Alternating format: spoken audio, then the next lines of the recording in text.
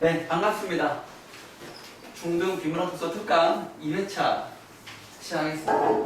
두 번째 시간이죠. 총 몇 번 하는지는 세보진 않아서 모르겠어요. 그러나 그 끝에는 뭐가 기다리고 있을 것이다. 아, 비문학 만만하네. 별거 아니네. 좀 더 해볼까? 문제를 한번 사고 막 선생님 추천해줬다. 이거 한번 사서 풀어가지고 실력을 더 쌓아갖고 있어. 언젠가 또 만날 테니까. 이렇게 할 때가 있을 겁니다. 궁극적으로는 여러분들이 이 문제집만이 아니라 이런 문제집, 이런 문제집만 백날 푸는 그런 문제풀이 달인이 아니라 근본적으로 여러분들은 독서인, 사고인이 되면 좋죠. 책을 읽으면 좋다. 닥치는 대로. 판타지 너무 말고, 그건 좀 그래. 웹툰 말고, 만화 말고. 제약이 왜 이렇게 많아? 그 소설도 괜찮고, 인문, 문학, 역사, 철학에 관련된 인문 수업 위주로. 청소년 철학 플러스 철학, 청소년 플러스 인문, 요런 검색해가지고 여러분들이 도서관을 가든 서점을 가든 아니면 웹에서 알라딘이나 S24 같은 데 보면은 미니목이라든가 목차 이런 것도 이제 독자들의 리뷰 이런 게 많이 있으니까 책 판단하는 조건은 많이 될 수 있어요. 그래서 뭐 하나 골라 잡아가지고 읽다 보면은 또 책을 소개해줘요. 책 뒷부분에 창본거는 어쩌고저쩌고 그게 나오거든. 그래서 이제 하나 둘 이제 책을 보는 안목도 기르고 책을 통해 이런 내용도 있구나. 이게 이런 말이구나. 지금 무슨 말 했어? 이런 정보도 있구나. 이게 이런 말이구나. 세상에 이런 것도 있었네. 내가 그동안 너무 우물 안에 뭐였었구나. 우물 안에 깨부락지였구나. 그런 성찰을 통해서 여러분이 좀 더 나은 인간, 어제보다, 작년보다 좀 더 나은 지성인이 되는 것입니다. 자고로 끊임없이 글을 읽어야 돼요. 생각해야 되고, 대화하면서 읽어야 되고, 따져야 됩니다. 그러면서 이런 말이었구나.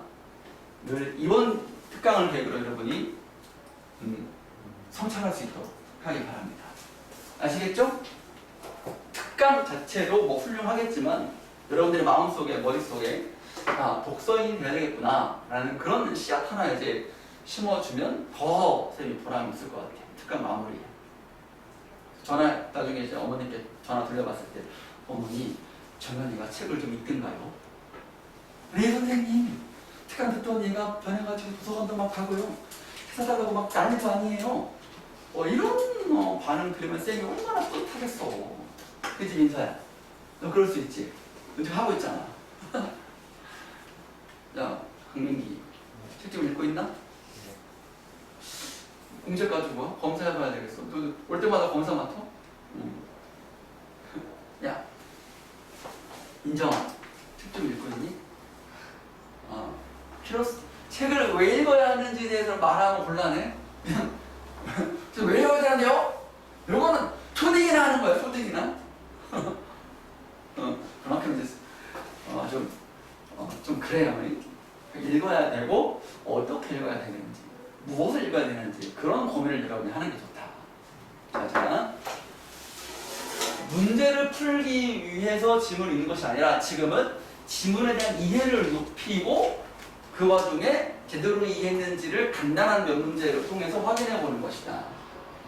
그래서 지난 시간에 포트레치라는 독특한 그런 문화적인 관습, 레비스트로스, 구조주의, 개인의 행동, 어떤 그런 것들은 다 구조 안에서 결정되어 있는 것이다. 인간이 결정하는 것이 아니라 어떤 그 개인이 속한 사회 구조 안에서 그 개인의 행동이 설명되는 것이다. 그럼 좀 맥이 빠질 수도 있어요. 내가 나의 자유의지로다가 행동했는데 그게 한국인 종특이라고 어른 앞에서 네 하는 것이 내가 정말로 어른을 존경해서 하는 그런 마음의 발로였는데 그게 아니라 한국 사람은 권위에 순종적이고 저항하지 못해? 이런 쪽으로 막 평가받는다고 해봐. 외국 학자들에게 기분 나쁘네? 그렇게 생각할 수 있어요. 나중에 이 구조주의가 지금 설명되어 있어서 여러분들이 구조주의가 정말 최고구나?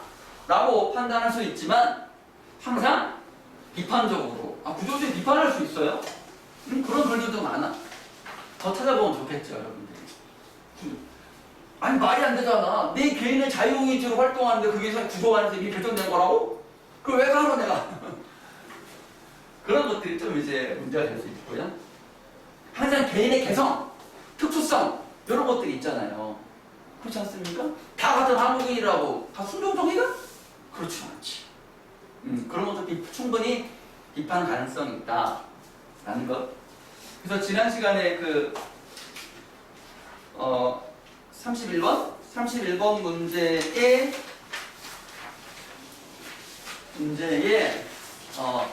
정답이 이제 5번인데 요 4번이 조금 이제 가장 매력적인 오답이어서 여러분들 좀 오답 한번 찾아봐라 이렇게 말씀드렸고, 그럼 이 선택지에서 여러분들이 문명 상태로 발전한 상황에서 사회적 구조에 의해 성립된 규칙이다. 뭐가? 친족 간의 결혼 금지가 기억이라는 거 아닙니까? 그럼 그거에 대해서 이제 이게 맞는지 O인지 X인지 따지기 위해서, 물론 이제 정답이 5번이라고 말했으니까 틀린 거죠. 이게 이제 틀렸다라는 것을 확인하기 위해 도대체 요 문단에서 1, 2, 3, 4, 5 중에서 여러분들은 어디를 뒤져봐야 되냐. 이런 말들이 있는 거, 규칙, 문명 상태, 어쩌고저쩌고 이런 것들이 있는 데를 여러분이 골라야 되지 않겠는가. 그래서 여러분 잘 찾았어요. 끄트머리에 이 기억이 있는 기억 근처에 있는 데를 왔다 갔다 해야 될 거 아닙니까? 엄한데 1문단, 2문단 가지 말고 최소한 여기 앞이나 뒤를 봐야 되겠죠. 쓱 보니까 공동체 형성되었다. 여기. 그 다음에 요 끄트머리에서 여러분들이 이런 말들을 통해서 옳은 말들, 공동체에 필요한 다른 규칙들이 형성됨으로써 인간이 자연 상태에서 문명 상태로 접어들게 되었다. 문명 상태, 자연 상태 어쩌고 나오지 않습니까? 그죠? 그러니까 요거에 이게 결론인데, 이거에 앞에서 앞으로 가봤더니 친족 간의 결혼 금지라는 규칙이 먼저 있었고, 요게 있었고, 그 다음에 다른 규칙들이 만들어졌고, 바탕으로 규칙들이 형성됨으로써 인간이 자연 상태에서 문명으로 바뀌었다.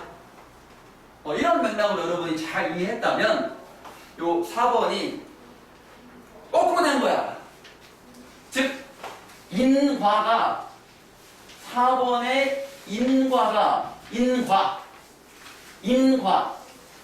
원인 결과가 인과 원인과 결과가 뒤집어졌다. 바꿔놨다. 이게 이제 뒤에 와야 되는데 이게 앞으로 갔어. 그럼 틀린 거지. 인과가 바뀌면 되겠습니까? 인과가 바뀌면 되겠냐고. 원인이 뭐 때문에 결과가 있는 것이지. 결과를 원인 자리에 집어넣는 게 말이 됩니까? 그럴듯해 보이지. 있어 보이잖아. 본문은 이 3문단에 딱 이 말들이 나와 있긴 하지만 제대로 꿰어져 있지 않다. 본문에서 언급한 대로 쭉 이해한 대로 이러하니까 이게 되었다가 자연스럽지. 이 결과를 앞에다 갖다 놓으면 비가 와서 길이 미끄럽다. 이런 문장. 요것이 커스 원인이고 요것이 리절트라 그러나 컨클루전이라 그러나 아무도 몰라? 내 마음대로 해야지. 결과라고 써야지. 비가 왔기 때문에 길이 미끄러운겨. 요게 인과야. 근데 이거를 길이 미끄러워서 비가 왔다. 길이 미끄러운 거 보니까 비가 온 것 같다. 이런 문장하고 같아요, 거기? 길이 미끄러운 거 보니까 비가 온 것 같다. 라는 문장은 괜찮아. 근데 이걸 거꾸로 길이 미끄러워서 비가 왔다. 이거는 좀 곤란하다. 배고파서 밥을 먹었다. 배가 고파서 밥을 먹었다. 인과. 이 비문학에서 인과가 엄청 많이 나와요. 자연스러운 논리의 흐름입니다. 모든 논리 흐름이 바로 인과야. 뭐 했기 때문에 뭐 했다. 이러한 것은 뭐 했기 때문이다. 이런 식으로 인과를 뒤집어 설명해도 논리적으로 참 잘 써먹는 문장 만드는 수법이 나와. 근데 그거를 정반대 비틀었다. 그걸 여러분들은 의식을 해야 돼. 아, 인과를 뒤집어 쓸 수 있겠구나. 오답으로 만들 수 있겠구나를 예측하고, 그러니까 원인 따져보자. 이 끝머리 와야 되는데 맨 앞에 와버렸네? 적절하지 않다. 이렇게 판단하는 겁니다. 그거 되는 문제는 3문단의 마지막 문장. 됐습니까요? 이 정도. 목을 많이 썼더니. 이 정도 하고, 지난 시간에 딱 하나 했으니까 여러분들이 오리엔테이션 좀 한 3, 40분 하고, 한 질문을 정석 있는 훈련을 했으니까, 이제 두 번째 질문부터는 약간 이제 스피드업 해가지고 한번 해볼 테니까 한번 가보자고요. 자, 두 번째 질문. 또 재미난 질문. 아우, 여러분들의 인생에서 아주 큰 도움이 될 만한 그런 질문. 쌤이 골고 골라가지고, 좀 더 의미 있고 재미나고 할 만한 게 뭐가 있을까? 이 수많은 문제 중에서 골고 골라서 두 번째 질문을 선택했다. 철학 질문이라고 할 수 있어요. 철학. 아까 쌤이 인문학 졸리면 일어나라고? 문, 사, 철. 문학, 역사, 철학. 철학 질문.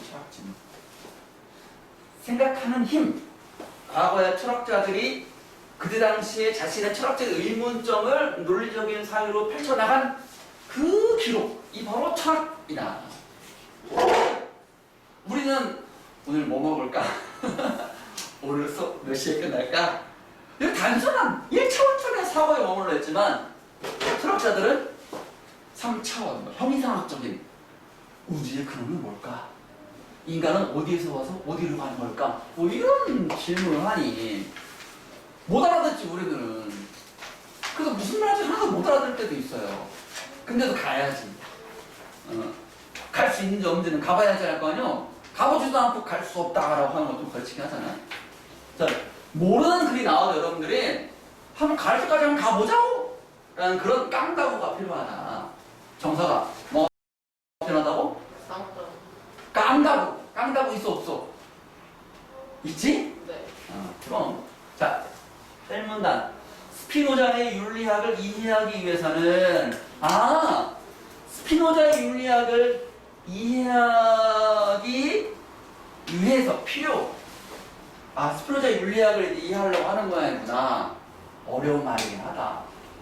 이 학자의 평생의 업적을 이해한다는 게 얼마나 어려운 일입니까? 다 못해. 이 글에서는 스피노자의 윤리학을 다 설명을 못한다고. 이 조그만한 글로 어떻게 한 학자의 윤리학을 다 이해시킬 수 있겠습니까? 그 중에서 핵심적인 코나투스라는 개념만 설명하려고 하는 거야. 그러면 코나투스 처음 들어봤죠? 나도 처음 들어봐. 그러면 그래도 딱 이 문장 봤을 때 필요하다잖아. 이거 이해하려면 요거를 제대로 이해하는 게 중요하잖아. 그러면 딱 V 표시 해놓으면 이게 좀 키워드구나. 핵심어구나.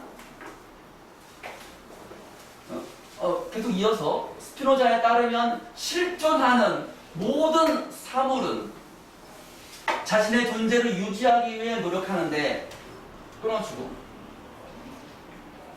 인간이라고 바꿔도 돼요. 실존하는 거니까 인간은 나의 존재를 유지하기 위해 노력한다. 밥을 먹고 잠을 자고 화장실 가서 볼일 보고 이거 다 나의 존재를 유지하기 위해서. 아니면 뭐 혼자 있으면 외롭잖아? 그래서 막 특강도 개설해가지고 이 시간에 여러분 만나가지고 막 이제 얘기도 하고 관계를 유지하는 것도 유지하는 거잖아. 그냥 바로 가만히 있으면 심심하잖아. 얘기도 하고 눈으로도 보고 뭐 이게 다 존재를 유지하기 위한 노력하는데 이것이 바로 그 사물의 본질인 코나투스다. 그러니까 노력하는 게 코나투스. 노력하는 게 코나투스. 이 철학적인 글은 어려운 개념이 나오기 때문에 이 글에서 정의하는 대로, 따라하는 대로 따라가 주는 게 좋아요.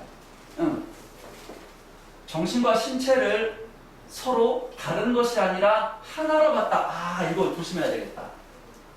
하나로 봤다. 근데 이제 어떤 철학자는 정신과 신체, 즉 영혼과 육체를 따로따로 봤을 수도 있다는 거지. 근데 이 양반은 하나로 봤다. 그는 정신과 신체의 관계되는 코나투스를 충동이라고 부르고, 다른 사물들과 같이 인간도 자신을 보존하고자 하는, 여기 여기 보세요. 존재를 유지하는 것, 자신을 보존하는 것, 같은 말 위에 하는 충동, 즉 코나투스 갖고 있다. 특히 인간은 자신의 충동을 의식할 수 있다. 알고 있다. 알고 있다. 는 점에서 동물과 차이겠다. 그럼 동물은 충동을 의식할 수 없다. 인간은 의식할 수 있다. 그래서 인간의 충동을 특히 욕망이라고 했다. 자, 코나투스, 노력, 충동, 욕망, 이런 어떤 말들의 어떤 그 관계를 여러분들이 잘 볼 수 있어야 될 것이요. 그러니까 동물은 충동이 있다.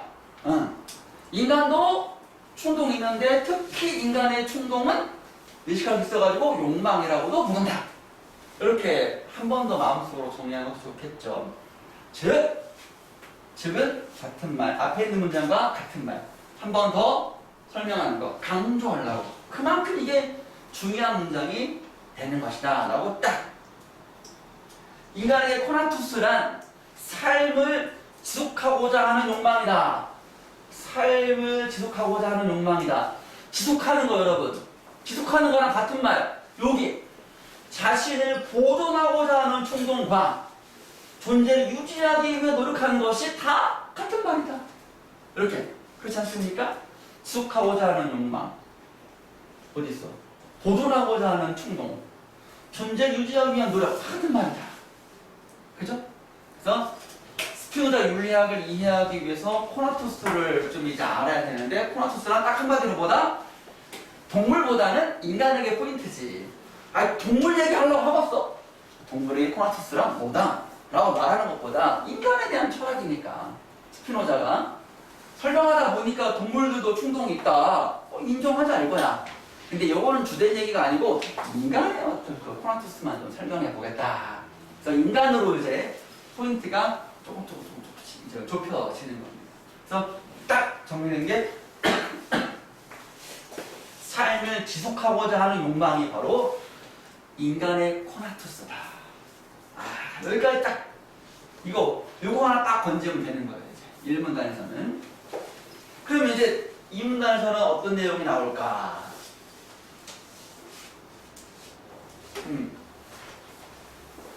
스피노자 얘기니까 스피노자에 따르면 이런 말이 자꾸 나옵니다. 스피노자에 따르면 코나투스를 본질로 지닌 인간은 한번 태어난 이상 삶을 지속하기 위해 힘쓴다. 노력한다. 같은 말. 지속하기 위해 노력한다. 하지만 다음에는 그게 좀 더 중요하다. 인간은 자신의 힘만으로 삶을 지속하기 어렵다. 이거는 나는 내 힘으로 지속할 수 있는데요? 라고 따지면 곤란하다. 이 학자가 이 글쓴이가 제시한 스피노자는 이렇게 말했다 하는 것은 그대로 받아들여라. 그거 설명했었죠. 내용 사실과 의견을 나눠가지고 사실을 있는 그대로 받아들이고 이 글쓴이의 의견은 좀 이제 비판적으로 바라볼 수도 있다. 됐습니까요? 이건 좀 중요하다. 하지만 다음에 이거는 좀 중요한 문장이 나오는 거예요. 밑줄 쫙. 자신의 힘만으로 스스로 어렵다. 그러면 어떻게 해야 돼? 다른 사람의 도움이 필요한가? 혼자만 안 되면 이제 누군가 도움이 필요하겠지 뭐. 다른 것들과의 관계 속에서만 삶을 유지할 수 있다. 언제나 다른 사람과 관계를 맺는다. 그런가? 순간 여러분들이 그렇지. 친구도 있고, 부모 자식 간의 관계도 있고, 형제 간의 관계도 있고, 아니면 커뮤니티에 속해가지고 온라인상의 관계도 있고, 정말로 외로운 사람이 있을까? 진짜 혼자인 사람이 있을까? 자신의 힘만으로 삶을 지속하는 사람이 있을까?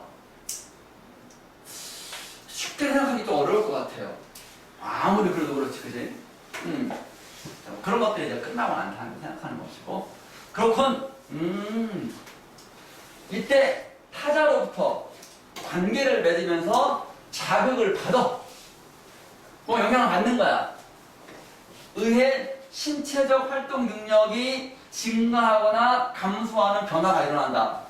아, 요거 활동 능력이 증가하거나 감소한다.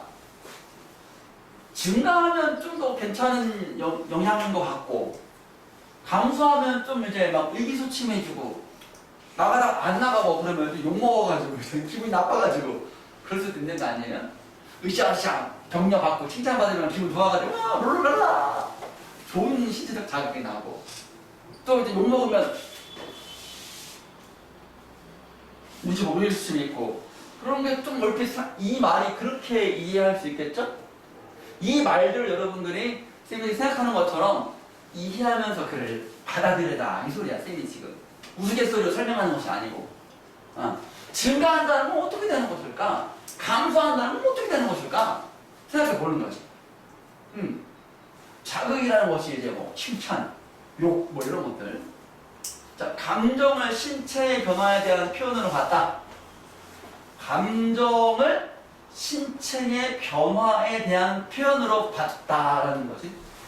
이제 감정 얘기가 나오는 거야. 그래서 바로 이제 증가하면 기쁨의 감정, 감소하면 슬픔의 감정이다. 아까 쌤이 예측이 맞았네. 증가하면 칭찬받아가지고 기뻐가지고 룰랄라 하는 것이고, 감소하면 욕먹어가지고 유소침한다 그런 거 했잖아. 그렇게 예측해봤더니 실제로 나왔어. 그러면 내가 그를 잘 읽고 있군, 뭐 이렇게 판단하면 괜찮아. 생각했다. 또한 플러스 신체적 활동 능력이 감소하는 것과 슬픔의 감정을 느끼는 것은 코나투스가 감소하고 있음을 보여주는 것. 다시 말해, 이퀄 삶을 지속하고자 하는 욕망. 코나투스가 뭐라 그랬습니까? 삶을 지속하고자 하는 욕망이 바로 코나투스라 그랬잖아. 일문장의 끄트머리에서. 그죠? 이것이 줄어드는 것이다. 그러니까 감소하고 슬프고 의기소침해지면은 삶을 살기가 힘든 거요. 그럴 거 아닙니까? 뭐 우울증이라든가 우울감 그런 거 느낄 수가 있잖아. 비관적이고 그러면은. 이 학자의 스피노자의 그 논리에 따르면은 줄어드는 것이다 라고 당연히 여기까지 결론이 이해가 될 겁니다. 그래서 이제 결론 이끌어내는 문장이야. 인간은 코나투스의 증가를 위해서, 그러니까 감소하면 이제 막 삶을 포기하고 막 이제 우울해지는 거니까 안 되겠다. 그래서 증가시켜야 되겠다. 삶을 살고 싶은 욕망을 막 끌어들여야 되겠다. 해서 어떻게 한다고? 신체적 활동 능력을 증가시키고 기쁨의 감정을 늘리기 노력한다고. 그런 내용 나올 거 아니야, 그지? 그죠? 그래서 우리가 너무 방구석에만 있지 말고 나가서 바람에 좀 쐬라, 사람들 만나라, 이런 얘기가 있는 것 같아. 운동 좀 하면 좀 땀이 좀 나고 숨이 턱에 차면 기분이 조금 이제 리프레시 되는 그런 느낌 같은 게 있어요. 그런 경험 해본 적 있습니까? 없습니까? 있나요? 농구 좀 하니까 좀 알 거 아니야. 민서야, 졸리니? 코나투스가 줄어드는 것 같아 지금. 활동이. 그래가지고 얘들아, 여러분, 공부를 할 때 이제 졸리거나 그러면 일어나가지고 스트레칭 좀 하고 좀 하고 그러면은 좀 괜찮아지는 것, 좀 납득이 되는 것 같아. 증가하는 걸로. 또 이제 막 유튜브에 3분 유머 짤 보면은 웃으면 딱 끊기가 어려서 그러지, 한번 보면 기분이 좀 이제 좋아지는 것 같고. 우스갯소리 같아도 엄마가 야, 너 오늘 공부 잘하는 것 같다. 야, 이거 먹고 해라 하면 좀 인정받는 것 같고 그런 것 같아. 그래가지고 칭찬은 뭐 또 춤추게 한다? 고래도 춤추게 한다.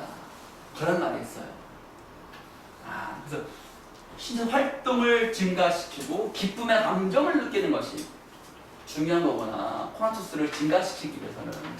아니 사람이 여러분 코나투스라는 삶을 지속하고자 하는 욕망을 늘려야지 감소시키기 위해서 뭘 하는 게 좋겠습니까 여러분?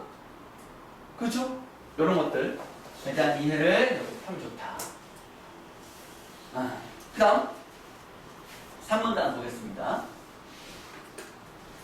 짧네? 2문단에 비해서.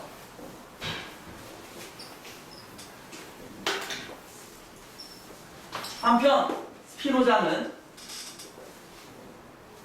선악의 개념도 선하고 악하는 것의 개념도 코나투스와 연결짓는다.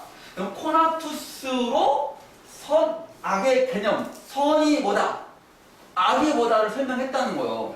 그럼 여러분들이 이 첫 번째 문장에서 스피노자는 코나투스로 선한 것은 어떤 것이고 악한 것은 어떤 것이라고 설명했겠구나. 그러면 코나투스를 증가시키는 건 선이고 감소시키는 건 악이라고 말할 수 있지 않을까? 그렇게 예측 가능하죠?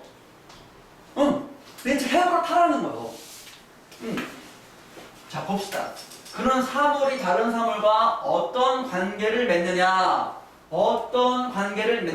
따라 선이 되기도 하고 악이 되기도 한다. 정해져 있는 게 아니네. 어떤 좋은 관계를 맺으면 선일 테고 나쁜 관계를 맺으면 악일 테고 그럴 수 있겠네. 그치? 코나투스의 관점에서 보면 이 관점에서 봐야지. 연결된다 그랬으니까. 그럼 이 문장에서 굉장히 중요한 말이 나오겠네. 그지? 선이란, 착함이란 자신의 신체활동 능력을 증가시키는 것이며 악이란 별점 세모하는 거야. 다 다르게 표시하는 거야. 자신의 활동을 감소시키는 것이다. 이거 헷갈리면 안 되거든요. 그지? 근데 상식적으로다가 증가시키면 기분이가 좋아지고 기쁘면 감정 느낀다 그랬으니까 이걸 선이라고 해야지 이걸 악이라고 하면 되겠습니까? 상식적으로다가? 이를 정서의 차원, 감정의 차원인 거야. 아까 이 문단에서는 감정이라는 말이 나왔어요. 근데 여기서는 정서라는 말이 나와요. 같은 말이야. 감정. 그래서 기쁨을 주는 것, 악은 슬픔을 주는 것. 모든 것이다. 좀 이제 뭐랄까 너무 극단적이야. 기쁨을 주는 모든 것, 슬픔을 주는 모든 것. 근데 꼭 우리가 생각해보면 그냥 뭐 딴지 거는 건 아니지만 슬픔이 다 나쁜 건 아니잖아. 때로는 기쁨이 다 좋은 건 아니잖아. 기쁨이 다 좋다고 말할 수 있을까? 그런 건 아닌 것 같아. 그런 게 있어. 일단 그런 생각을 할 수도 있지만 이 글에서만큼은 그런 생각은 지워버리는 게 좋다. 오로지 이 글에 나와 있는 정보만 정확히 판단하는 건 중요하다. 물론 보기로 기쁨을 어떤 학자가 어떤 철학자와 입장이 다르니까 어떤 철학자는 스피노자의 생각과 정반대로 설명하는 보기가 나올 수도 있어. 그러니까 극단적으로 뭔가 있을 때 이렇지 않을 수도 있을 것 같은데 라는 그런 우리의 따지는 그런 능력, 대화하고 비판하고 따지고 그 다음에 이런 것들 염두에 두면 좋겠죠. 보기로 이 스피노자의 생각과 다른 의견이 나올 수도 있다. 알겠죠? 자, 한마디로 인간의 선악에 대한 판단은 한마디로니까 정리해주는 거야. 집중하면 좋지. 인간의 선악에 대한 판단은 자신의 감정에 따라 결정된다. 내 감정이 기쁨을 주면 이건 선, 슬픔을 주면 이건 악. 여러분들에게 허니쌤의 빈박중도 특강은 선이겠지? 선이겠지, 그지? 기쁨의 감정을 느끼는 거 아닌가? 고개를 숙이는 사람 뭐지? 그게 아니야. 그래서 여러분들, 이해했어. 나에게 기쁨의 감정을 느끼는 것은 선이구나. 슬픔의 감정을 느끼게 하는 것은 그건 악이구나. 이렇게 판단한 거야. 굉장히 위험한 거 아닌가? 따지고 보면? 그러면 누군가에게 선은 누군가에게 악일 수도 있겠다. 그렇지 않니, 여러분? 절대적인 것이 아니라 자신의 코나투스를 증가시키는 것은 선이고 감소시키는 것은 악이래. 그럼 누군가에게 공부는 선일 수도 있고 악일 수도 있겠다. 여러분들은 뭐야? 민정아, 너는 공부가 너의 코나투스를 증가시키는 거 아니니? 감소시키는 거 아니니? 대답 못하네. 감소시키는 건가 보다. 이렇게 여러분들이 이 철학적인 개념을 주변의 일상, 나의 가까운 일상으로 바꿔가지고 예시를 들어보세요. 훨씬 잘 이해가 된다. 응? 응. 물 마시고. 수업은 진행될 거야. 또?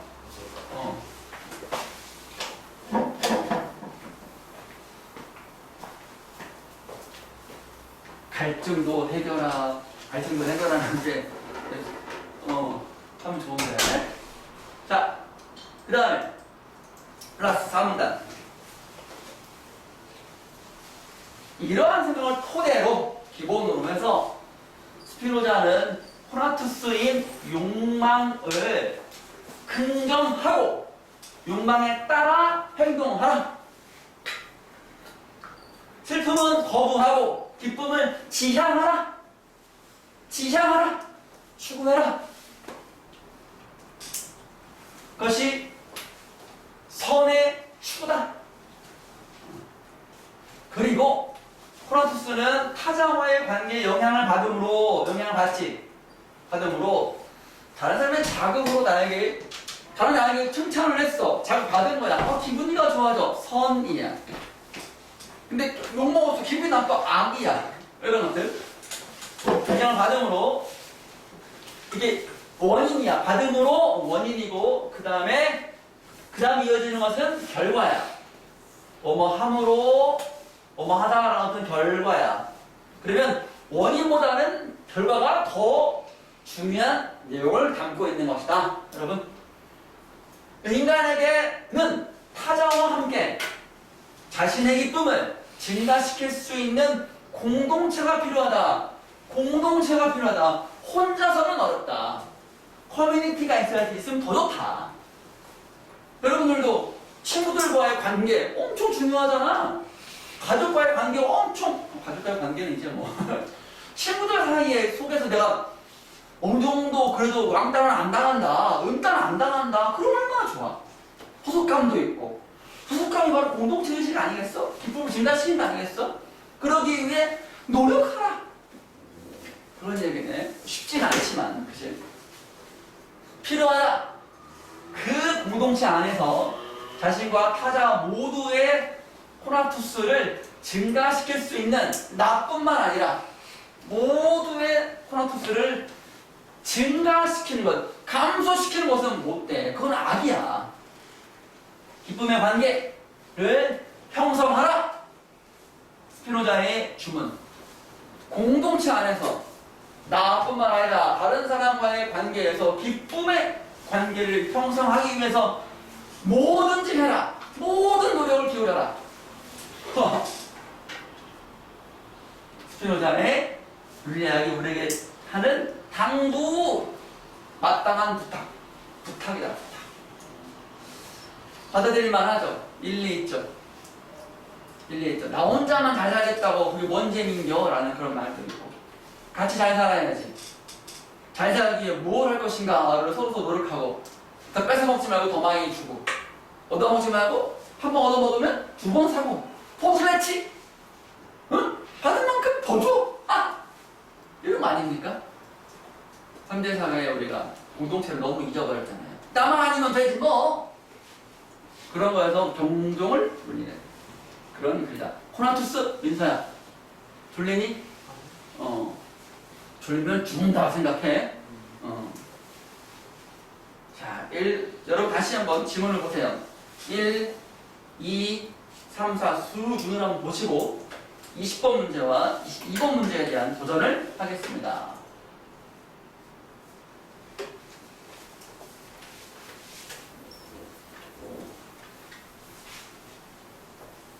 자, 20번.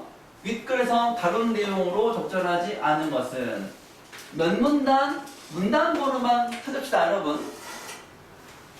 1번 문제, 코나투스의 의미, 코나투스의 뜻, 코나투스란 뭐다? 뭐 이런 말이 나와야 될 거예요.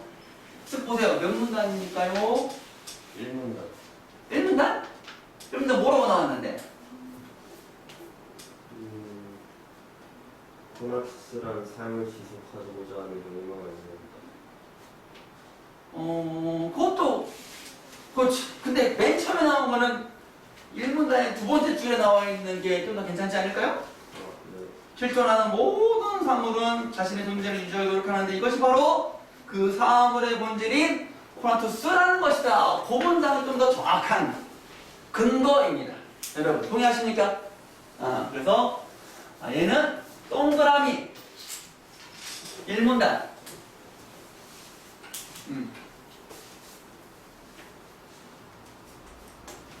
2번 선택지 OX 판단해 봅시다.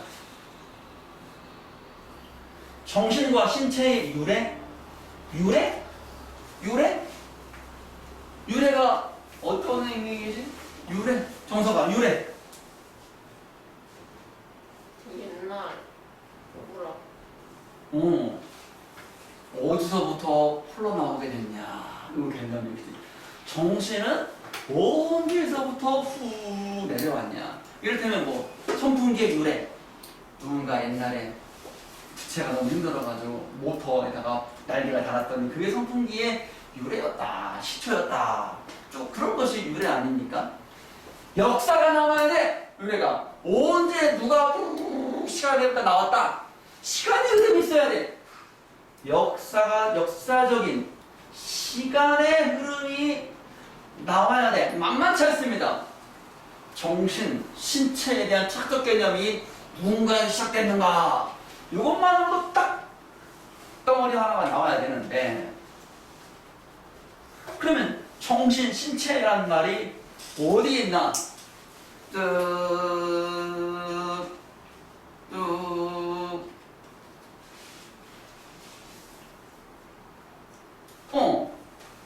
일문단에 네 번째 줄에 여러분 정신과 신체를 서로 다른 것이 아니라 하나로 보았던 그는 정신과 신체에 관계된 코나투스의 충동이라고 부르고 거기에 나와 있습니다요. 정신과 신체.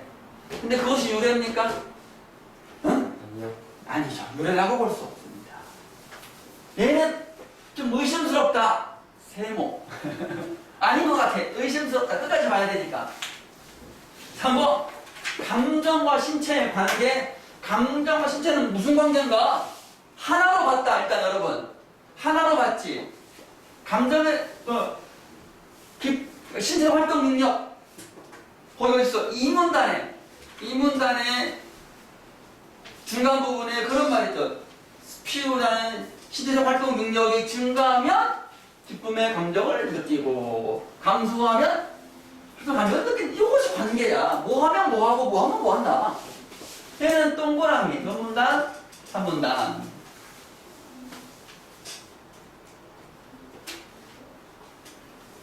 감정과 코나투스의 관계 바로 그 밑에 기쁨의 감정을 느끼면 코나투스가 증가하고 기쁨의 감정을 느끼면 코나투스가 감소한다. 이러고 나와 있지 않습니까? 3문단 아랫부분에 동그라미 3문단 아랫부분. 5번 이거 아까 쌤이 글을 읽을 때 인간과 동물은 충동이지만 인간은 특히 욕망이라고 한다. 의식할 수가 있다. 동물은 의식할 수가 없다. 요거 내가 나왔었잖아, 그지? 그래서 여러분들이 이 20번 문제를 만나기 전에 글을 읽을 때 이거 좀 차이가 문제 나오겠는데 예상을 딱 하고 의식을 하는 겁니다. 그래서 얘는 차이가 있네, 언급됐네. 어디에? 일문단의 끄트머리 부분에. 맞습니까?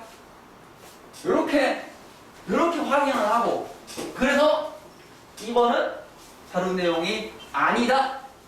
정신과 신체가 나오긴 나왔지만 혼합수소가 발견돼서 나왔고 따로 유래는 나와 있지 않다. 여러분들이 유래라는 말뜻을 정확히 몰랐다면 헷갈릴 수 있다. 이 참의 유래라는 말 여러분이 한 번 더 보충해서 하나 찾아가지고 알아놓으면 좋겠다. 22번.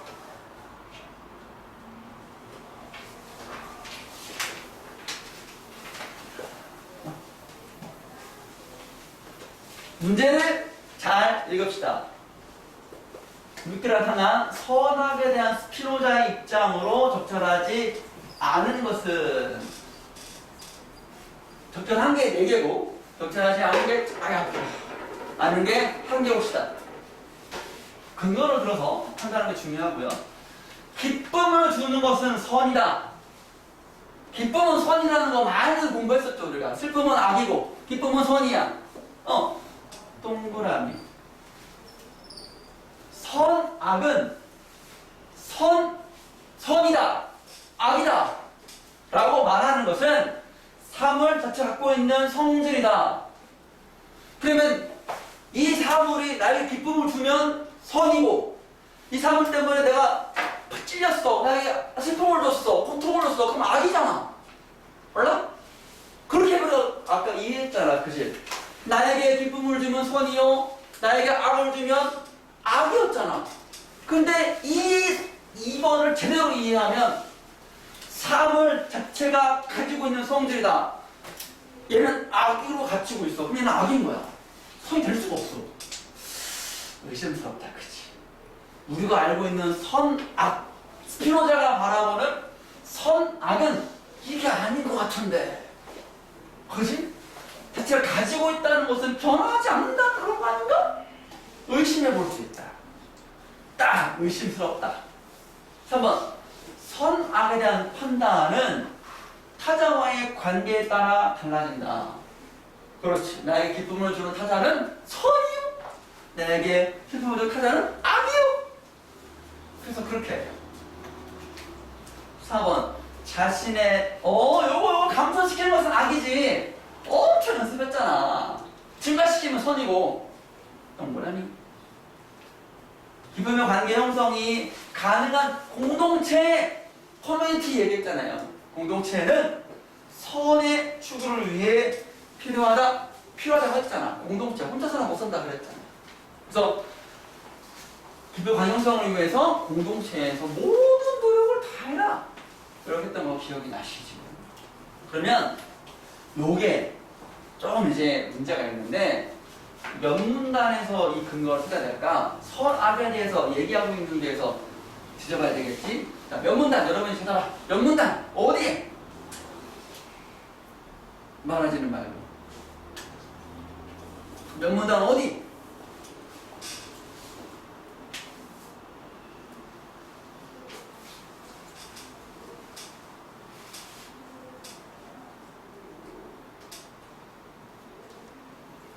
동그라미 쳐가지고 연결시켜 보세요. 여기다 어디 연결시켜봐. 이 문장 때문에 2번은 또 틀렸는데 이렇게 연결시켜봐. 본문 딱 들어서 화살표 쳐가지고 동그라미 쳐가지고.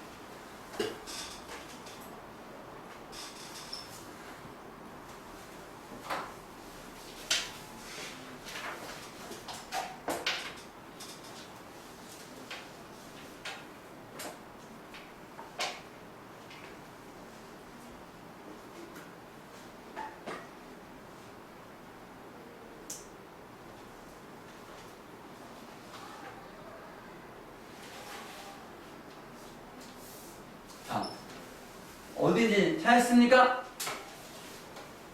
여기. 바로 옆에 3문단. 3문단에 요 문장. 그는 사물이 다른 사물과 어떤 관계를 맺느냐에 따라 요거는 이제 자체 가지고 있는 거 맞지 않는 거야.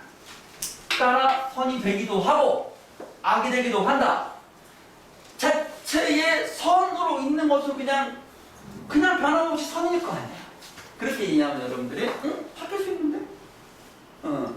요거에서 근거로 들어가지고 이렇게 연결시키면 X 이렇게 여러분들이 연습하면 좋다. 자, 코나투스라는 의미 있는 개념에 대한 설명하는 글 간단하게 내용 파악하는 두 문제 풀어봤습니다. 잠시 쉬었다가 세 번째 질문 풀겠습니다. 네. 2교시 4쪽의 세 번째 여러분이 만나서 같이 의미를 생각해보고 문제를 해결할 질문이 있습니다. 여러분들한테 지문만 읽어보는데 7분 드리죠. 7분 동안 여러분들이 단락번호 쓰고 밑줄 긋고 메모하고 표시해보고 한번 해보십시오. 그런 다음에 쌤이랑 같이 한번 읽어봅시다. 시작! 7분.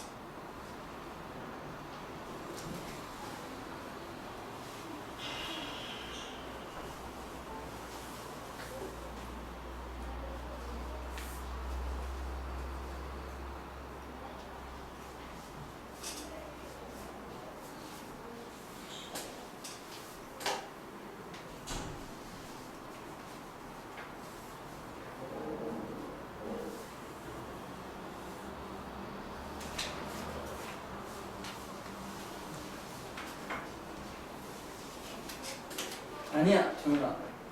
7분 동안 친구로 정성스럽게 읽어라 이 소리야. 더 빨리 끝난다고 해서 의미가 있는 게 아니야. 근데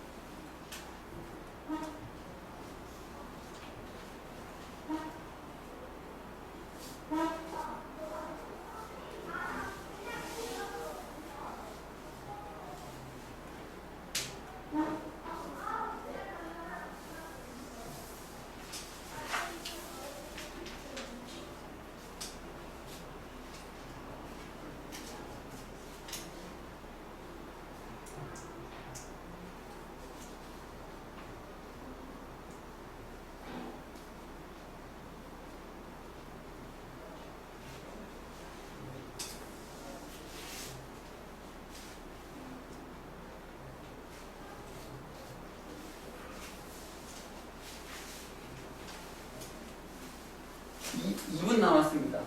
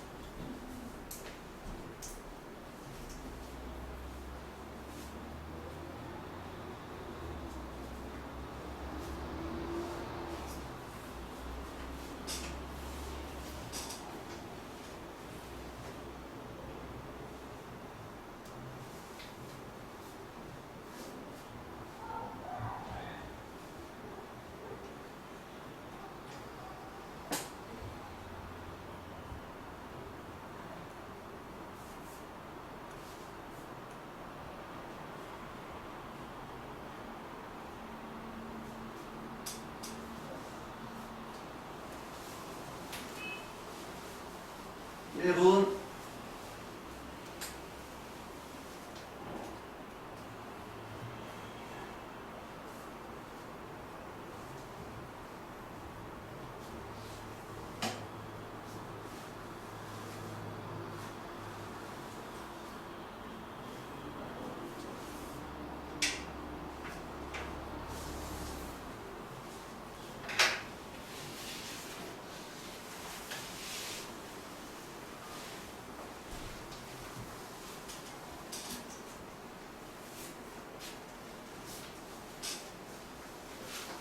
네, 다 됐습니다. 시간.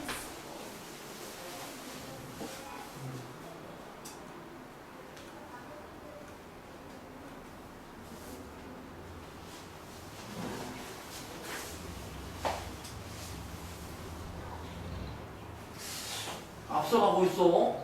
문제 풀고 있어.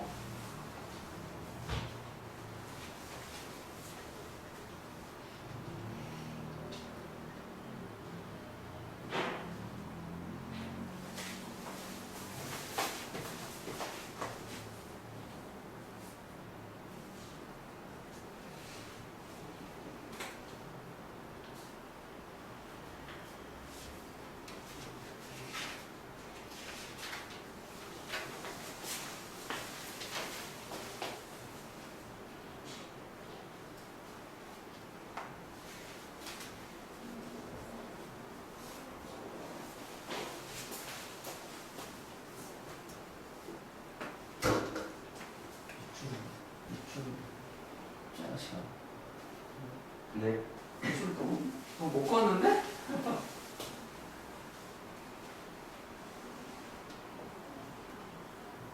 너무 많이 걷는데? 최적의 밑줄 어렵죠? 자, 봅시다. 근데 밑줄을 긋기 위해서 밑줄을 긋는 게 아닌 거야. 이 글의 핵심적인 내용을 파악하고 잊지 않기 위해서 한 번 더 밑줄을 그어두면 나중에 문제에 갔을 때 어디에서 봤더라? 밑줄 그어놓으면은 여기서 봤는데? 여기서 봤는데? 그런 게 잘 떠오르게 해서 하는 거예요. 시각적으로 딱 드러나기 위해서 밑줄 긋고 동그라미 치고 화살표 치고 하는 거예요. 응? 자, 사람들은 하루에도 수많은 일들을 판단하면서 살아간다. 쉽게 동의할 수 있죠. 판단하잖아. 올 것인가 말 것인가, 특강할 것인가 말 것인가.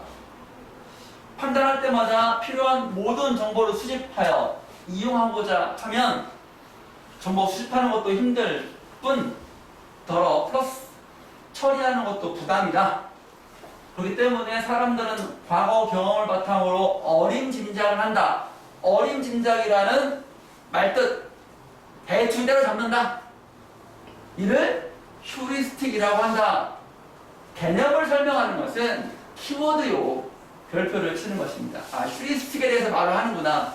그게 뭐라고? 판단을 할 때 그때그때마다 모든 그 순간마다 모든 정보를 다 끄집어 들어서 이것이 맞나 하나 판단하면 그게 맞긴 맞지만 너무 힘들어서 옛날에 이랬으니까 요즘도 이러고 먹었지? 라고 때려 맞춘다. 그 경험을 바탕으로 어림잡하는 것을 휴리스틱이라고 한다. 라고 여러분들이 정리해서 이해하면 좋다. 뭐가 있냐? 대표성 휴리스틱, 회상 용이성 휴리스틱, 시뮬레이션 휴리스틱 세 가지가 있다. 그러면 예측하는 거야. 차례대로 하나씩 나오겠구나. 요것이 각각 대표성 휴리스틱은 어떻게 대충 때려 맞추는지 이해하면 되겠구만. 라고 예측하고. 맞습니까? 그렇게 생각을 하는 거예요. 아무 상관 없이 그냥 읽으면 좀 곤란하다. 생각을 하면서, 대화하면서, 따지듯이 읽어야, 이렇게 할 수 있는 거야. 요 정도 표시, 색깔부분 표시하라고. 빨간색이나 파란색으로 쌤 걸 덮었어. 여러분 연필로 했잖아. 덮었어. 파란색으로 했니? 빨간색으로 덮었어. 했구나. 잘했어. 그렇지. 여러분이 한 거랑 내가 한 거랑 덮었어. 이 정도는 표시해야 되겠구만. 이런 식으로.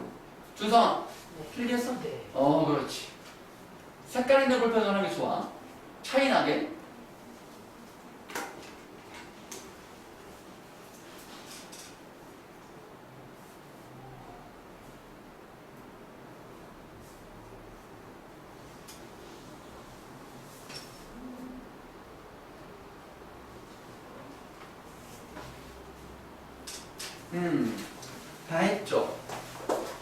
다 했죠. 그럼 이제 이 문단 보면 대표성 휴리스틱은 동그라미 1번이었지, 그지? 아까 1문단에서 동그라미 1번으로 네이밍 했잖아. 계속 일관되게 가는 거야. 뭐냐? 어떤 대상의 특정 집단에 속할 가능성을 판단할 때 그 대상이 특정 집단의 전형적인 이미지와 얼마나 닮았는지에 따라 판단하는 경향이다. 말뜻만으로는 쉽게 안 들어온다. 특히 여러분들은 전형적인 이미지가 뭐지? 해서 살짝 뭐지? 전형적인 이미지 자체가 뭐지? 궁금할 수 있다라는 거예요. 그럼 여기서 그럼 멈출 것이냐? 아니야. 대표성 휴리스틱은 이런 거구나 라고 개념을 잡고 그 다음에 바로 사례가 나오잖아. 예시가 나오잖아. 예시를 통해 이 개념 설명된 문장을 거꾸로 이해할 수도 있다. 앞뒤로 왔다 갔다 하면서 하는 거야. 키가 198cm 엄청 크네. 사람이 키 160cm 사람보다 농구 선수일 가능성이 높을 것이다. 즉 키가 큰 사람은 농구 선수일 것이다 라고 딱 들어맞는 이미지가 있다는 거야. 농구 선수 하면 딱 떠오르는 대표적인 이미지, 키가 크다. 배구 선수도 마찬가지야. 근데 딱 보면 키가 작은 사람과 큰 사람 볼 때 큰 사람이 농구 선수일 가능성이 높겠지 라고 판단해버리는 거야. 그 사람이 정말로 농구 선수인지 아닌지는 물어보지도 않고 키만 보고 농구 선수네? 라고 해버리는 것. 아까 말했잖아. 과거의 경험이 저 대충 때려잡는 게 어린 척 하는 것이 휴리스틱이라고. 그래서 그 키가 여기 198cm의 사람이 특정 집단 농구 선수의 전형적인 이미지와 닮았으니까 저 사람은 농구 선수일 거야! 라고 말하는 것이 바로 대표성 휴리스틱이구나 라고 이해했다면 잘 이해한 거예요. 됐으니까요? 여기까지 왔지? 이와 같이 대표적 휴리스틱은 흔히 첫인상을 형성할 때 나 타인에 대해 판단할 때 적용한다. 여기 첫인상을 형성할 때 타인에 대해 판단할 때 적용한다. 그런데 하면 긴장해야 돼. 문제 있어? 항상 그렇잖아. 널 사랑하긴 하는데 그런데 결혼 못해. 그럼 그런데 하면 여러분 살짝 긴장해야 돼. 대표성 휴리스틱에 따른 판단은 그 대상이 가지고 있는 특정 집단의 전형적인 속성, 전형적이다, 대표적이다 라고 이해하면 돼요. 그래서 여러분들 소설의 인물에서 전형적 인물이 있다. 착한 동생 하면 누구?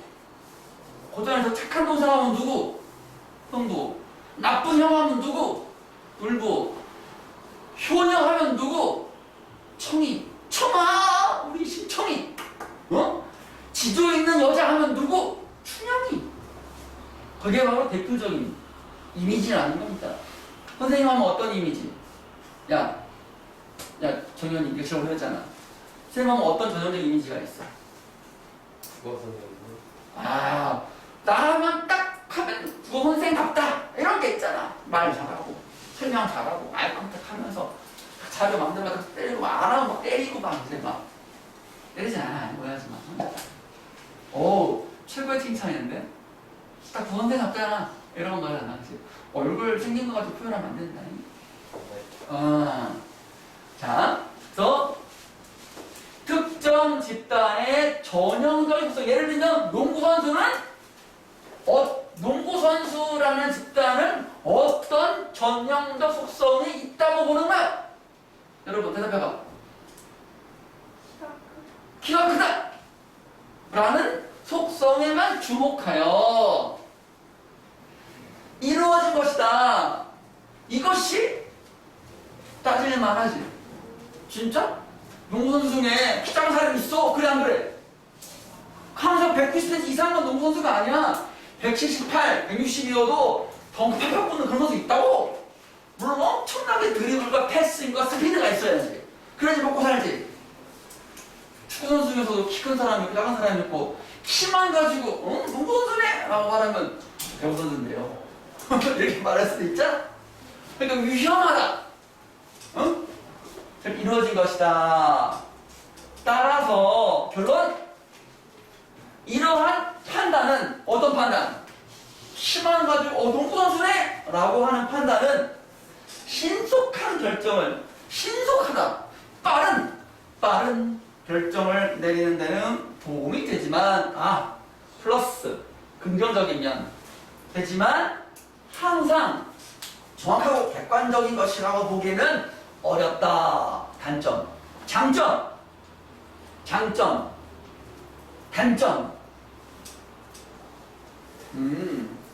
휴리스틱은 뭐고 그 중에 대표성 휴리스틱은 뭐고 그것에 이런 맥락으로 판단하는 것이고 그 다음에 장점이 있고 단점이 있네.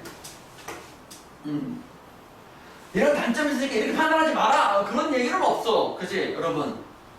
누구나 인간은 그렇게 상식적으로 키가 큰데 농구 선수겠네 라고 판단하는 게 있잖아. 그것을 이렇게 분석적으로 보여주는 거죠. 그런 어떤 문제가 있고 이런 장점과 단점이 있다 라고.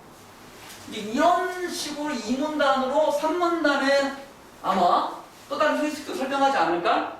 문장 구조 파악하는 거예요. 그 흐름을 보는 거지 이제. 민서야? 그렇지?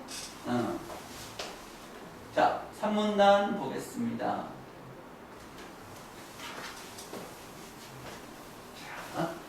쌤이 이제 처음에는 이렇게 좀 이제 일러주지만 나중에 여러분들이 이제 막 이제 뭐 하고가 이제 많이 알 거니까 여러분이 스스로 하는 능력을 많이 키워야요. 쌤이 지금 떠먹여주지만 스스로 먹을 수 있어요. 3문단 동그라미 2번 회상용이성 휴리스틱은 회상용이라는 말 자체 회상 과거 회상 용이 준성아 용이하다 뭔 뜻? 용이하다 뭔 뜻? 모르겠어? 모르겠어. 그래도 포기하면 안 돼. 왜 그걸 읽고 용이하다가 뭔지를 거꾸로 이해하는 것도 완벽적인 추론 능력이요. 근데 어휘력이 풍부해서 이미 알고 있다면 얼마나 땡큐하겠냐. 민정아 혹시 용이하다 뭔 뜻? 민이 용이하다 뭔 뜻? 글쎄요 좋다. 거리가 좀 있어. 야, 정석이, 용이하다. 뭔 뜻? 용이하다. 용이하다라는 단어에서 온 거거든? 용이성이? 용이하다. 뭔 뜻? 불러봤어? 저기, 유빈이. 유빈이지? 유빈아. 뭔 뜻? 쉽다? 쉽다. 쉽다. 쉽다. 맞습니다. 야, 회상이 쉽다. 쉬운 성질. 회상 용이성. 응. 회상 용이성. 말뜻 잡았습니다. 당장 머릿속에 잘 떠오르는 이 이제 떠오르는 게 쉬운이라는 그 의미겠지. 그죠? 여기서는 문맥적으로 다. 정보에 의존하여 판단하는 경향. 인간의 한계요. 인정하자 이거요. 그렇지. 딱 떠오르는 거. 딱 떠오르는 거 가지고 말하는 거야. 사람들에게 작년 겨울 독감에 걸리는 환자들이 얼마나 많았는지 물어보면 일단 자기 주변 우리 코로나 바이러스 우리 오미크론 터지기 전에 작년만 하더라도 야 주변에 코로나 걸린 사람이 있냐? 없는데? 나도 없었어. 내가 가족 주변에 오미크론 터지고 나서 오래 터지고 나서 나도 걸렸고 다 걸렸고 집에까지 다 걸렸고 그러니까 많이 걸렸다 이런 거거든. 그치? 여러분도 그랬지. 자 독감 얼마나 많았냐 물어보면 일단 자기 주변에서 발생한 사례들을 떠올려 추정한다. 추정한다? 어린 짐작 같은 말. 일문단에 같은 말. 어린 짐작. 어린 짐작이 같은 말이야. 추정한다. 여러분들이 이런 예시, 정석이라네. 준서이가 쓴 거. 이런 예시를 여러분들이 공감하면 좋다 이거야. 맞아 나도 그랬지. 항상 그 주변에 내 사례들 보니까 아무도 아니야. 그럼 안 걸렸어? 라고 말하는 것이 그런 것 같아. 이러한 추정은 역시 마찬가지로 적절할 수도 있지만 실제 발생 확률과는 다를 수도 있다. 요거 인정. 사람들은 최근에 자신이 경험한 사례, 회상한 거, 생동감 있는 사례, 충격적이거나 극적인 사례들을 더 쉽게 회상한다.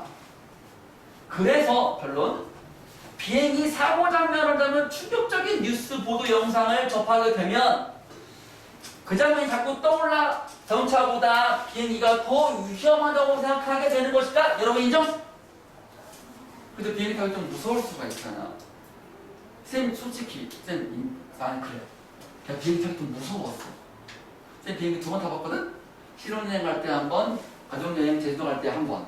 근데 갈 때마다 배 떨어지면 어떡하지? 이거 큰일 났는데? 어떡하지? 걱정을 진짜 했었어. 이륙할 때 걱정 엄청 많이 했고 착륙할 때 어떡하지? 여러분 걱정 안 한 사람 있어? 아무 생각 없는 거 아니고? 대단한데? 나는 정말 떨어지니까 죽을까봐 무서웠었어 솔직히. 그런데 실제로 사고 날 확률은 자동차가 훨씬 더 많다는 거예요. 비행기 사고 하면 낙당 다 죽으니까 그게 무서운 거지. 난 이 글을 읽으면서 내가 굉장히 객관적이고 편견에 빠지지 않는 사람인 거라고 생각했는데 이 글을 보니까 나도 별 수 없는 인간이구만. 신이 아니고 그런 생각을 했더랍니다. 여러분들도 지금 내가 선생님이 공감하는 것처럼 이런 글들이 자꾸 글이다. 나랑 거리가 멀다. 라고 생각하지 말고 내 주변, 나의 경험, 나의 일상에서 공감할 수 끄덕끄덕거려 할 수 있다면 훨씬 내용이 잘 들어온다. 그 얘기를 다시 한번 보도록 하겠습니다. 그러나 이것은 이게 훨씬 더 위험하다고 생각하는 것은 실제 사고 발생 확률을 고려하면 잘못된 판단이라고 결론 내려버렸잖아요. 그지? 실제로 전차가 더 많이 죽을 확률이 높아요. 비행기 사고는 별로 잘 안 나. 1년에 크게 큰 사고가 한 번 날까 말까, 2번 날까 말까 한 거예요. 요즘은 막 비행기를 주동사가 고의로 떨어뜨리기도 하고 막 그런 거 있어. 있어가지고 위험하긴 하지만 세계 뉴스에 보도가 되는 것만 보더라도 최근 몇 년 사이에 10건이 안 돼. 물론 다 죽었어. 살아난 사람이 없어. 그 잠수 사고는 살아날 수도 있긴 하잖아. 근데 뭐 사고 안 나는 게 좋다. 자, 회상 용이성 휴리스틱. 다시 한번 머릿속에 잘 떠오르는 정보, 즉 비행기랑 자동차랑 어떤 게 더 위험해? 비행기가 빵빵 터지는, 영화 같은 팍팍 터지는 거 보면 비행기가 더 위험하지! 라고 판단하는 것. 이래요. 됐습니까? 이 정도. 다 그었지. 밑줄도 똑같이 했지. 그럼 마지막 남은 그 휴리스틱. 여기. 아이, 잘렸네. 문단보도로 다 했어야 되는데. 4문단. 요거 동그라미 세 번째. 타임. 시뮬레이션 휴리스틱은 뭐냐? 시뮬레이션 한번 해볼까? 실제로 해보고 그냥 머릿속 한번 돌려보는 거잖아. 그게 시뮬레이션이잖아. 어떻게 한다는 거요? 과거에 발생한 특정 사건이나 미래에 일어날 일들을 마음속에 떠올려 그 장면을 상상해보는 것이다. 미리 그럼 떠올리는 것이 과거만이 아니라 미래에 일어날 일도 떠올린다는 게 좀 특이하다. 그지? 여기 좀 특이하다. 앞으로 일어날 일들도 미리 떠올려서 상상해보는 것. 예시. 이런 예시가 바로 나오면 여러분 바로 도움 받아야 돼. 범죄 용의자를 신문하는 경찰관이 그 용의자의 진술에 기초해서, 진술을 근거로 해서 범죄 장면을 머릿속에 그려보는 것. 우리가 영화 같은 거 보면은 얘기 듣고 장면이 오버랩 되면서 싹 일어나는 것들 막 하잖아. 그런 장면들 나오잖아. 그려보는 것이 이해해나간다. 이때 경찰관은 그 용의자를 범인으로 가정해야만. 봐봐, 여러분. 용의자는 아직 무죄 판결을 받은 게 아니야. 인정? 피의자, 의심을 받는 사람이지. 재판 받아가지고 판사가 유죄 빵빵빵 때려야 그 사람이 비로소 범인이 되는 거야. 그런데 아직 재판 받기 전에 정석이 일로 와. 너 네가 훔친 것 같아. 막 네가 얘기해봐. 어디 가가지고 편의점 가가지고 물건 훔치기 이런 것들을 그려보면 이 사람은 범인이라고 내가 때려버리는 거잖아. 판단해버리는 거잖아. 그게 문제라는 거야. 이해함? 범인을 모르는 건 아닌 거야. 정석아 오해하지 마. 범인으로 가정해야만 이것이 바로 시뮬레이션 휴리스틱이라는 거지. 그가 범죄를 저지르는 장면을 머릿속에 떠올려볼 수 있다. 시뮬레이션 할 수 있다. 라는 그런 얘기죠. 있다. 좀 더. 이러한 가상적, 즉 시뮬레이션 장면을 자꾸자꾸 머릿속에 떠올리다 보면 그 용의자가 정말 범인인 것처럼 생각하게 된다. 자기도 모르게. 그래서 결론, 따라서 그래서 이런 것들은 좀 중요해요. 그가 범인임을 입증하는 객관적인 증거를 충분히 수집하기도 전에 그를 범인이라고 찍어버리는 거야. 모든 증거는 정석에게 맞추는 거지. 그러면 얘는 범인 꼭 되는 거야. 엉뚱한 사람을 범죄자로 만들 수가 있다. 그게 위험한 거예요. 상장, 죄형 법정주의라고 합니다. 무죄 추정의 원칙이라고 여러분 들어본 적 있나? 재판에서 빵빵빵 때리기 전에는 그 용의자가 아무리 증거가 확실하다 하더라도 무죄 추정의 원칙에 따라 재판하는 겁니다. 그게 법의 대원칙이에요. 피의자에도 인권이다. 이런 얘기예요. 물론 논란이 좀 있긴 하지만 우리나라 법원은 그렇습니다. 자, 시뮬레이션 휴리스틱 얘기를 들으면 그 사람이 범인임을 가정해야만 그 장면이 그려지고, 그러다 보면 그 사람이 범인이라고, 그 사람이 범인이 아니라는 증거가 나와도 애써 무시하고 이 사람 범인으로 몰아가지고 잘못된 판결을 내리고 막 심지어는요 사형이 판결돼가지고 이미 죽었어. 사형방을 당했어. 나중에 무죄로 뒤집혀지는 경우도 그런 경우도 미국에서는 있습니다. 있었어요 진짜로. 사형 판결이 된 게 아닌데 사형 판결해가지고 이미 집행해버렸어. 미국은 바로 집행하거든. 그래가지고 억울하게 죽은 사람도 있었어. 그렇습니다. 근데 그래가지고 막 이제 막 판결도 막 사람이 하는 게 아니라 AI가 해야 된다. 그런 얘기도 있고 막 그래요. 인간의 어떤 그 판단 능력이 좀 그러니까. 자, 세 가지 휴리스틱 이해했죠. 대표성, 회사 융성 휴리스틱, 사문되는 시뮬 휴리스틱, 사례와 더불어서. 그래서 결론 5문단. 이처럼 휴리스틱은 종종 판단 착오를 낳기도 하지만은 단점. 하지만 경험에 기초하여 답을 찾는 효율적인 방법이다 라고 볼 수도 있다. 이거는 장점, 장단점이 있네요. 일상생활에서 우리의 판단과 추론이 항상 합리적인 사고 과정을 거쳐 일어나는 것은 아니다. 그럼요. 얼마나 편견이 있는데. 우리는 결정을 위한 시간이 많지 않다는 가정을 무의식적으로 하고 있다. 요 문장. 시간 별로 없어. 시간 별로 없으니까 뜻대로 잡는 거야.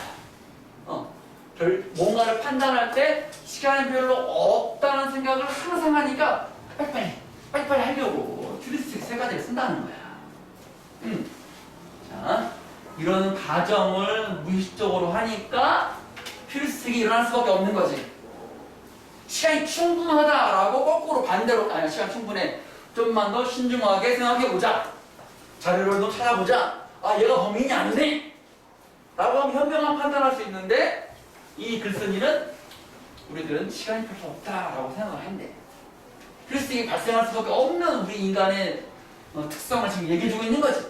무의식적으로 이런 생각을 한다고. 휴리스틱은 자동적으로 작용한다. 알게 모르게, 나도 모르게, 자신도 모르게 휴리스틱으로 판단해버리는 거야. 무의식이 뭐야? 무의식이 뭔데? 의식하지 않고 자동적으로 나온다는 거 아니야? 그리고 수많은 대안 중 순식간에 몇 가지 혹은 단 한 가지의 대안만을 남겨 판단하기 쉽게 만들어준다. 대표성, 해상 용이성, 시뮬레이션 해가지고 아무리 올바른 판단하기 위한 정보가 있다 하더라도 날려버리고 이것만 판단하는 거야.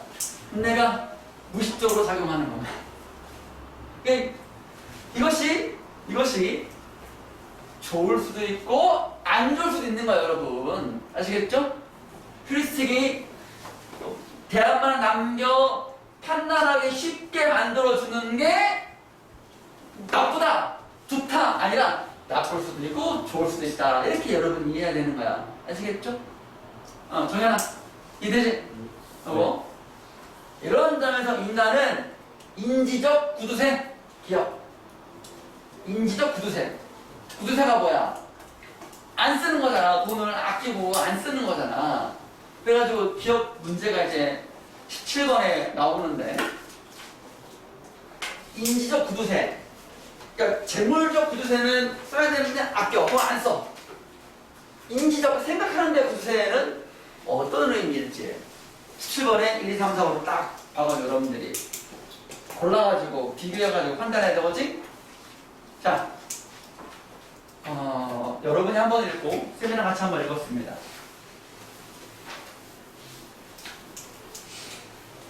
(16번) 보시죠.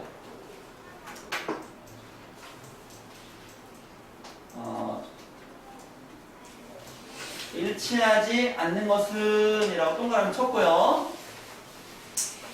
1번 일상생활 속에서 사람들은 과거 경험을 바탕으로 어림짐작을 하게 된다. 1문단에 나와 있습니다. 동그라미 일문단. 휴리스틱의 개념이지요. 2번. 사람들은 충격적인 경험, 비행기, 사고, 충격적이지 않은 경험, 자동차. 이 경험을 더 쉽게 회상한다? 회상. 그러면 회상 용에서 휴리스틱 아닌가? 그럼 몇 문단? 3문단. 동그라미, 3문단. 3번 보겠습니다. 휴리스틱에 대한 판단은 사실의 부합, 사실의 일치, 부합이라는 말은 일치하는 판단일 수도 있고 그렇지 않을 수도 있다. 이거 우리가 늘 판단했던 거죠. 그래서 1문단은 좀 그렇고 2문단에서 여러분이 볼 수도 있어요. 2문단의 끝허리 부분, 끝부분에 따라서 부분 이러한 판단은 신호 결정을 내는 도움되기도 하지만 항상 정확 객관적 판단을 보기 어렵다. 이것도 근거가 되겠죠. 2문단 들고 3문단도 그런 내용 있잖아. 맥락도 따져보면은 그죠? 따져보면은 2문단만 가지고도 판단할 수 있다. 4번 5번이네. 정답 4번 5번 중에 하나네. 가상적인 상황이다. 시뮬레이션. 반복하여 상상하면 마치 그 상황이 실제 사실인 것처럼 느낄 수 있다. 요것이 바로 시뮬레이션 휴리스틱 4문단이네요. 5번에 뭐가 좀 이상하겠네, 그지? 뭐가 이상하지? 한번 따져봅시다. 다른 사람의 입장이 되어 가상적인 상황을 상상함으로 생각함으로써 정보 객관의 판단을 내릴 수 있다. 다른 사람 입장 가상적인 상황이다. 이거 어떤 휴리스틱인가요? 시뮬레이션. 좋습니다. 시뮬레이션. 어디. 그거 그 사람의 입장 용의자의 진술에 기대어서 가상의 장면을 떠올린다. 그럴 때 다른 사람 입장이 되어 내가 그 사람이 얘가 범인이라고 생각하는 거잖아. 시뮬레이션이지. 그러면 아니야. 판단 오른할 수 있다 그랬잖아. 그지? 그 사람이 범인이라고 확정적으로 막 아무리 그 사람이 범인이 아님을 증명하는 증거가 있다 하더라도 배척해버리고 네가 범인이잖아 라고. 일단 범죄자 인상이야. 네가 딱 범인이구만. 관심법으로 봤어. 이렇게 한다는 거니까 내릴 수 없을 수 있다. 그지? 내릴 수 있다고 단정지어서는 안 되는 거.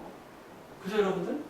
그래서 그 4문단의 마지막 부분을 보면은 자꾸 범인인 것처럼 생각이 된다. 그래서 그 범인이라고 판단할 가능성이 높아진다. 이렇게 단정적으로 낼 수 있다! 라고 말해서는 곤란하다. 그래서 얘는 X 그리고 3문단에 근거하여 라고 판단하면 좋습니다. 17번 기억의 의미 표시하시고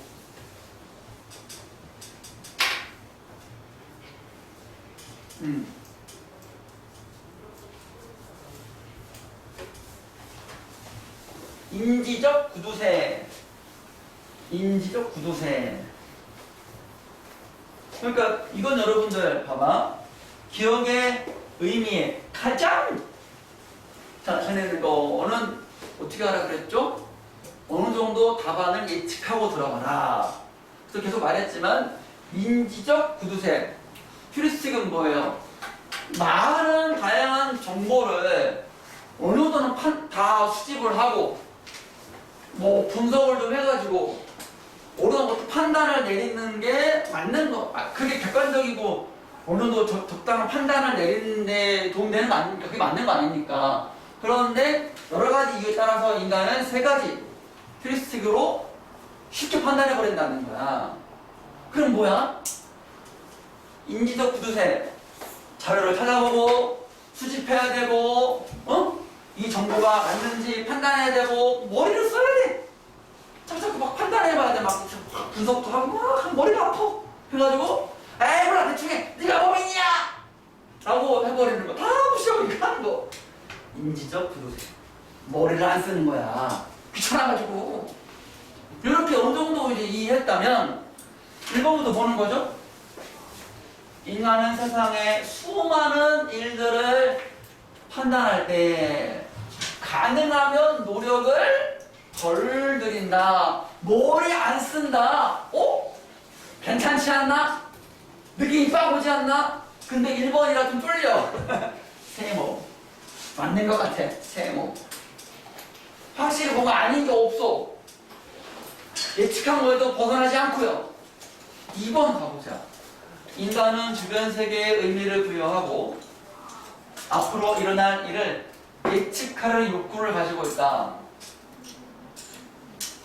구두쇠랑은 좀 거리가 멀지 않나? 구두쇠가 의미를 막 부여 막 하고 막 예측할 욕구를 막 가지고 있나? 구두쇠인데?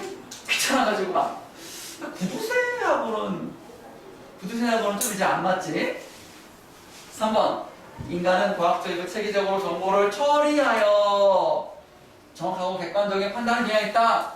과학적 체계적 정보를 처리하는 게 바로 구두쇠가 할 일이 아니거든. 구두쇠는 그렇게 하지 않지. 부자가 이렇게 하지. 인지적 부자. 얘가 구두쇠? 구두쇠 아니야. 그지? 4번. 인간은 판단에 필요한 정보나 판단하기 위한 시간이 부족하기 때문에 휴리스틱을 의도적으로 사용한다. 아니 이건 아닌데 무의식적인데 이건 아예 그냥 틀려버렸다. 무의식적으로 이거는 기억이랑 관련이 없어. 그리고 관련이 아주 없는 건 아니야. 구두쇠니까 슉슉 빨리빨리 무의식적으로 이렇게 판단해버리는 거지. 무의식이라는 단어 딱 떠오르는 거죠. 근데 이거를 글을 읽을 때 의식하지 않고도 막 하는 거구나. 맞아 그렇지. 아무 의식하지 않으면 그런 거를 이제 여러분들이 한번 머물러서 그 문장을 만났을 때 머물러서 조금 이제 여러분들이 고민하고 이해하지 않았다면 요거 나왔을 때 맞는 거 같은데 라고 쑥 지나갈 수 있다. 응? 5번.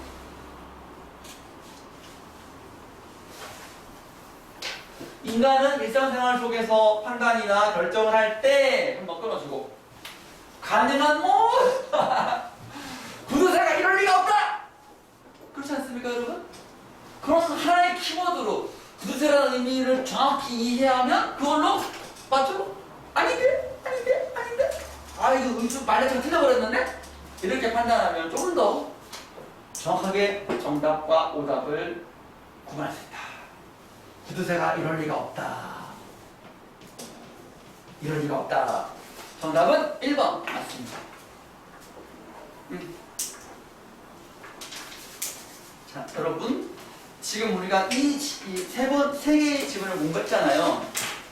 원래 그 모의고사 세트에서는 3문제, 4문제쯤 돼요. 쌤이 지금 수록한 거는 기본적인 내용 파악하는 훈련하는 문제만 수록했어요.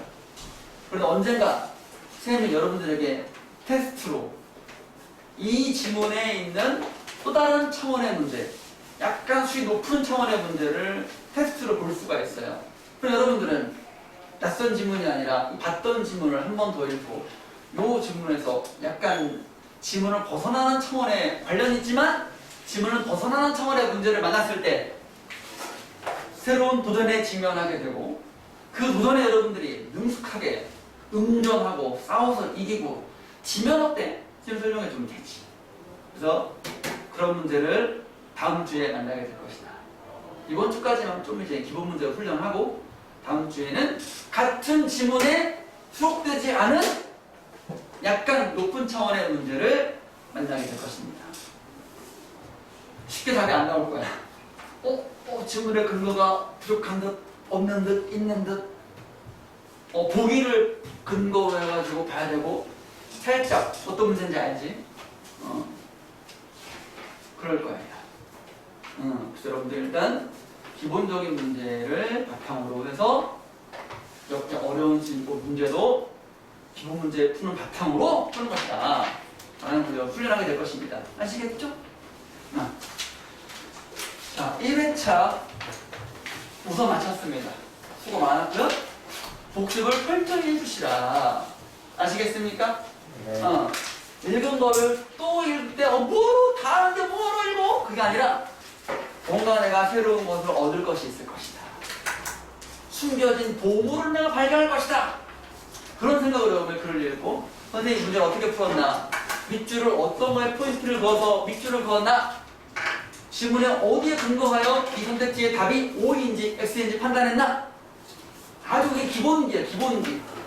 모든 성과를 내는 바탕인 기본기다. 아시겠습니까요? 그래서 숙제가 있다.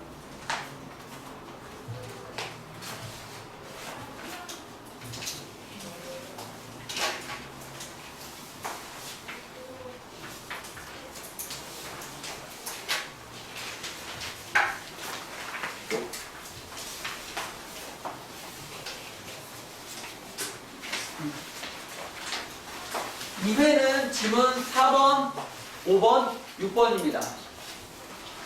4번, 5번, 6번에 목요일날 특강이죠, 여러분들. 그러니까 시간이 좀 그러니까 문제 푸는 거는 아니고 지문을 꼼꼼하게 분석해 오는 거. 그게 숙제입니다. 단락번호 쓰고 훈련한 것처럼 포인트 잡아 밑줄 긋고 동그라미 치고 세모 치고 뭐하고 이런 것들. 그 훈련. 3개 다 해요. 3개 다. 3개만. 어렵지 않죠? 숙제 뭔지 알겠지? 4번 지문 4번, 5번, 6번의 지문만 꼼꼼하게 분석하는 숙제를 해와라. 그리고 이제 선생님 다음 시간에 선생님이랑 같이 지문 한번 읽어보고 오로지 여러분만의 능력으로 문제를 푸는 시간을 줄 것이다. 미리 문제 풀어오지만 물론 뭐 눈으로 보는 거야 뭐 말리지는 않겠어.